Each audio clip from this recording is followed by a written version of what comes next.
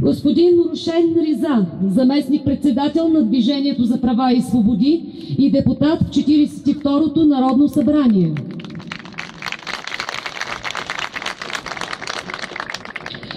Доктор Хасан Адемов, министър на труда и социалната политика.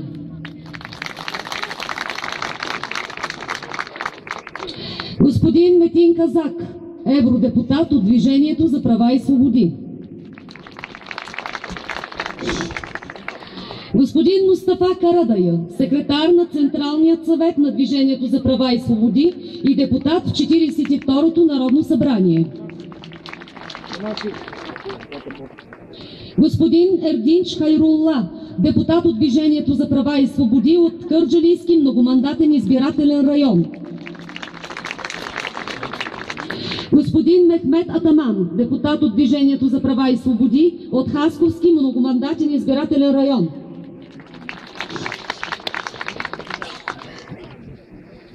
Господин Кадир Исов, областен управител на област Хасково.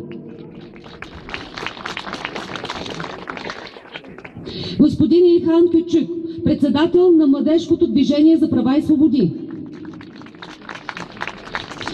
Господин Бахри Умер, председател на областният съвет на област Кърджали и кмет на община Джебел.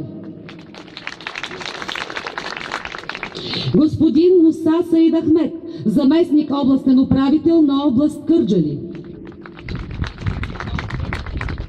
Господин Джейхан Ибрямов, заместник министър на инвестиционно проектиране. Господин Шабанали Ахмед, председател на Висшия мюсюлмански духовен съвет. Сред нас са репресирани политически затворници.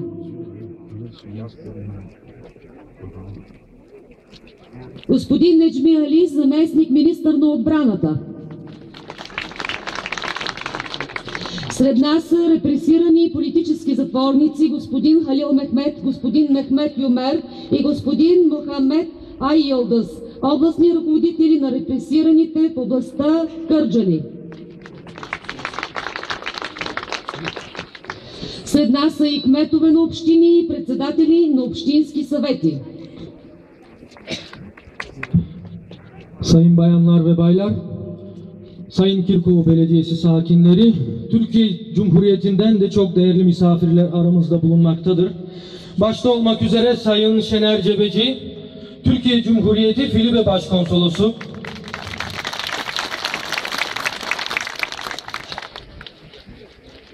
Sayın Doçent Doktor Yüksel Özkan, Bursa Bal Göç Genel Başkanı, Sayın Ertuğrul Tanrıkulu, Edirne Belediye Başkan Yardımcısı, Sayın Zülfettin Hacıoğlu, Balkan Rumeli Göçmen Federasyonu Başkan Yardımcısı, Sayın Erol Mutlu, İzmir Bal Göç Başkan Yardımcısı, Sayın Abdurrahim Nursoy, Gazi Emir Belediye Başkan Vekili ve Gazi Emir Belediye Meclis Üyesi, Sayın Ferdi Dereli, Balgöç Sarnıç,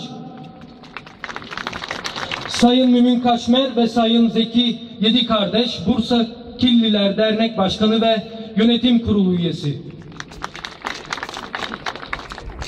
Sayın Fahri Vatansever, Hak ve Özgürlükler Hareketi İstanbul Sorumlusu, Sayın Necati Barlar, Göçmenlere Yardım Derneği Genel Merkezi Genel Başkanı.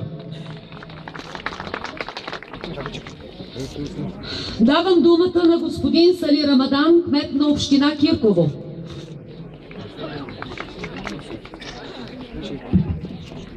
Saygıdeğer konuklar, kıymetli misafirler, aramızda şehit yakınları da bulunmaktadır. Zekeriya Hasanoğlu, Fikri Hasanoğlu, Fatma Öztürk, Minik Türkan'ın annesi ve Turan Öztürk, Minik Türkan'ın kardeşi.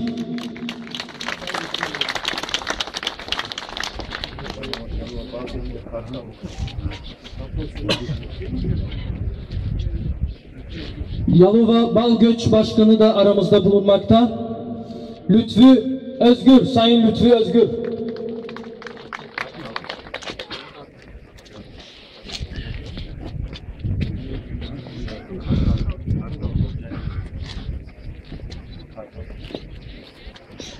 Aramızda Olcay Özgün de Kartal Balgöç Başkanı.